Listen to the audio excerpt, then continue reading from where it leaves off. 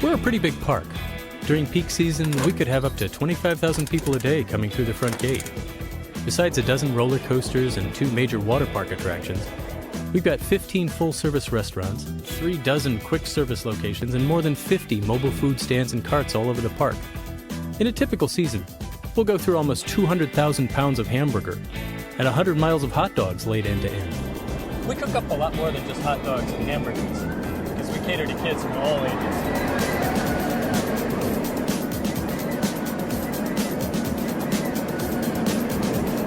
I guess I'm still a kid at heart, so working here is kind of a guilty pleasure.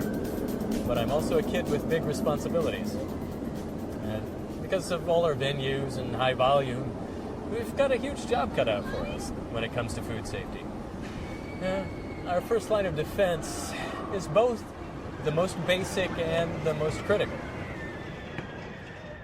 What I'm talking about here is personal hygiene. Why is it important? Because employees can contaminate food so easily, it's scary. There's a lot of ways they can do it, but it often happens when they transfer harmful microorganisms to the food they touch. And a lot of the time, these microorganisms, which can cause an illness, can come from the employees themselves. Employees can contaminate food when they either have a foodborne illness or they've been around someone who has one. If the employee is vomiting, has diarrhea or jaundice, the yellowing of the eyes or skin, or if they've got uncovered infected cuts on their hands or arms, there's a good chance they'll pass along the contamination. There's also a risk of contamination if they've touched anything that can contaminate their hands. And then who knows how many times we overlook employees who might be carrying foodborne pathogens, especially someone who looks like they're healthy. With some illnesses, like hepatitis A, a person is most infectious several weeks before symptoms even appear. With others, the pathogens can remain in a person's system for months after all signs of infection have ended. Then there's people who carry pathogens but don't become ill themselves. But guess what? They can still infect coworkers and customers by transferring pathogens to the food they handle. People do things that can spread pathogens without knowing it. To keep from causing a foodborne illness, you should pay close attention to what you do with your hands. That means you should avoid scratching your scalp or running your fingers through your hair. You also shouldn't rub your ears or touch pimples or infected wounds. And don't wipe or touch your nose or cough or sneeze into your hand. You should also avoid certain actions to prevent the spread of pathogens. That includes wearing a dirty uniform and spitting in the operation. You can minimize the chances of this happening by establishing a personal hygiene program for your operation that spells out specific hygiene policies. Once the policies are in place, you need to enforce them, and that means training your employees to adopt the right practices. Here's what you have to make sure your employees know and do. They have to know how to wash their hands properly and when it's required. They have to know how to take care of their hands and how to use gloves properly. They must also know what they can and can't wear when handling food. And they must understand your policies about smoking, eating, drinking, and chewing gum and tobacco. Lastly, your employees should recognize the importance of reporting any illness or injury before they begin working. Of all the behaviors I just mentioned, proper hand washing is without a doubt the most critical. Just imagine what could happen as a result of hands that haven't been washed properly or when necessary. Let's suppose an employee at one of our locations doesn't know he has hepatitis A, and he just returned to the kitchen after using the restroom, and he didn't wash his hands. He heads over to the sandwich making station to assemble some hamburgers for a children's birthday party going on out front. And he's asked to help out by putting the finishing touches on the birthday cake.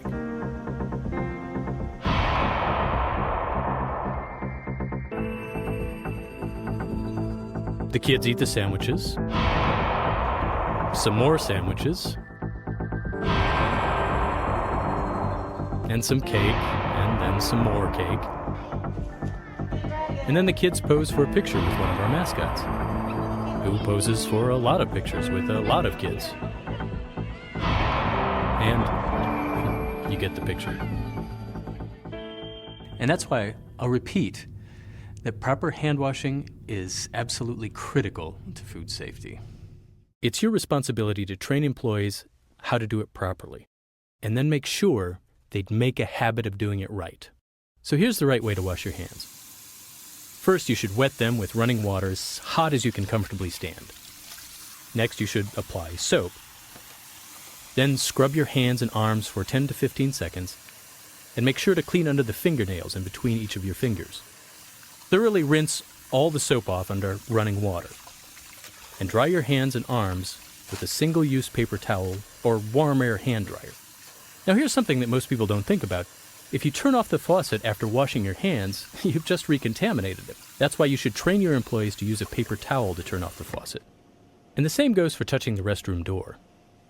If you're washing your hands in a restroom, use a paper towel to open it.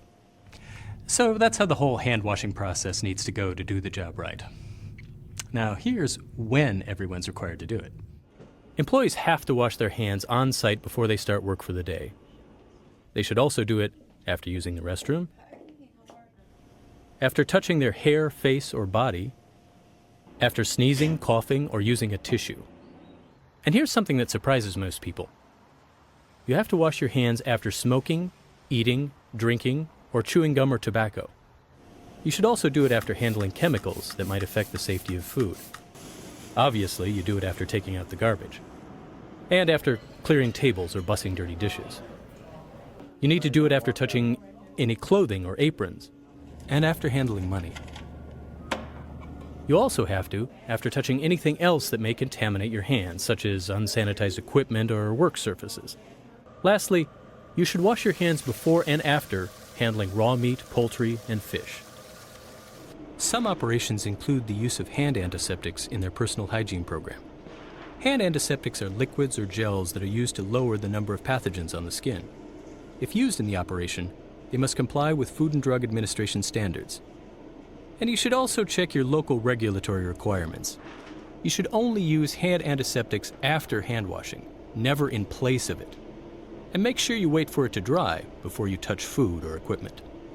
As important as proper hand washing is, hands need other regular care to ensure they won't transfer microorganisms to food. To help keep our food safe, I make sure that everyone who handles food here knows and follows specific guidelines. And you should do the same thing in your operation. That means keeping fingernails short and clean. The longer the fingernails, the more difficult it is to keep them clean.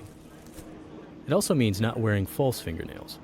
False and acrylic nails can be difficult to keep clean, and it's possible they could break off into the food.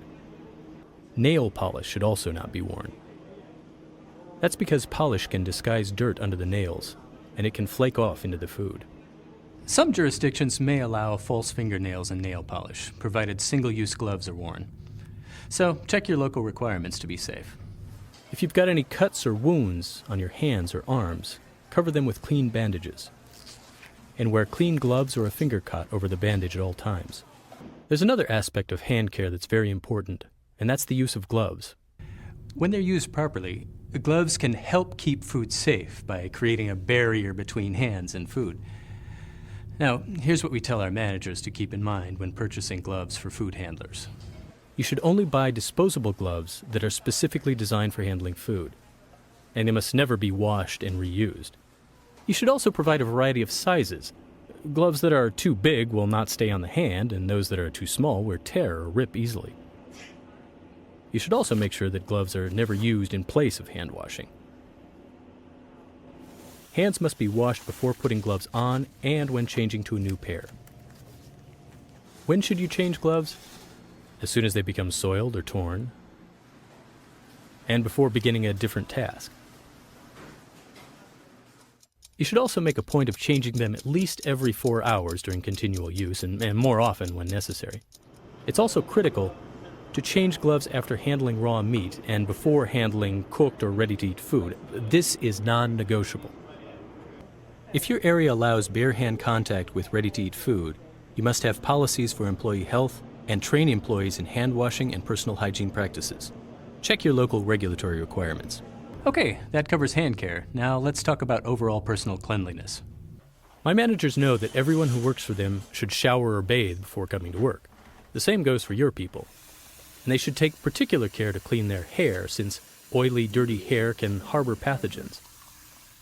Since what your employees wear can affect the safety of the food you serve, you have to make sure they observe your dress standards. Generally speaking, they should wear a clean hat or other hair restraint. It'll keep hair away from food and keep the food handler from touching it. Employees should wear clean clothing. Dirty clothes may carry pathogens and can give customers a bad impression of your operation.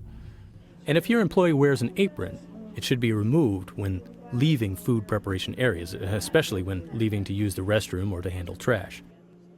Your employee should also remove jewelry from their hands and arms before preparing food and working around food preparation areas.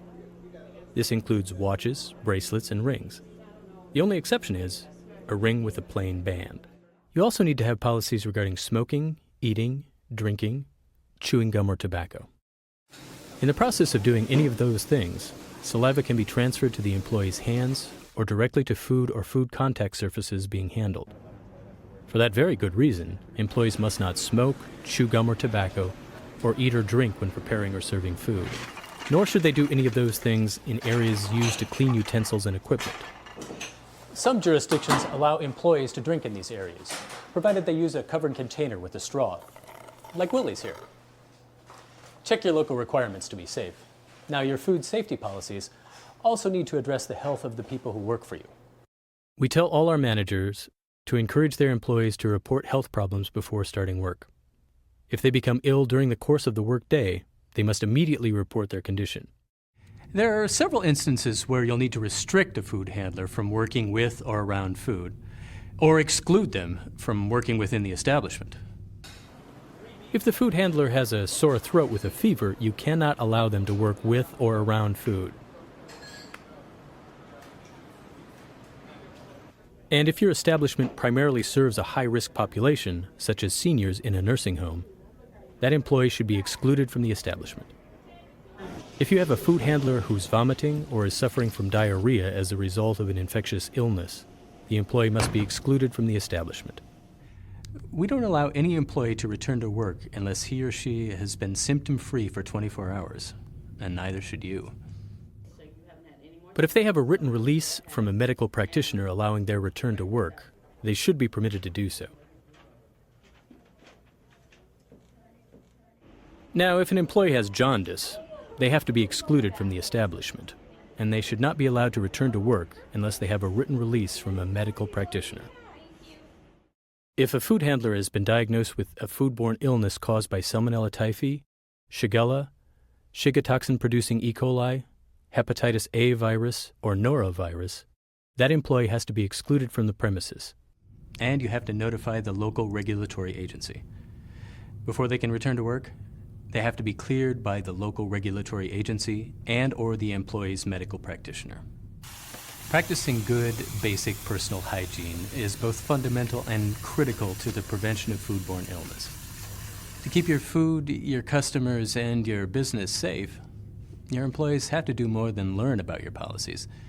They need to fully understand them, they need to take them to heart, and they have to put them into practice. Proper personal hygiene needs to become part of everyone's routine, and making sure that happens has to be part of your routine. Never take your eye off the ball when it comes to paying attention to detail, and never relax your standards. You just can't afford to.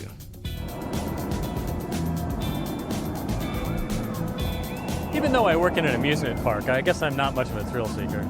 I get all the thrills I need walking through the Midway and watching healthy families and friends enjoy themselves. And I guess that makes me a grown-up at heart. Nah.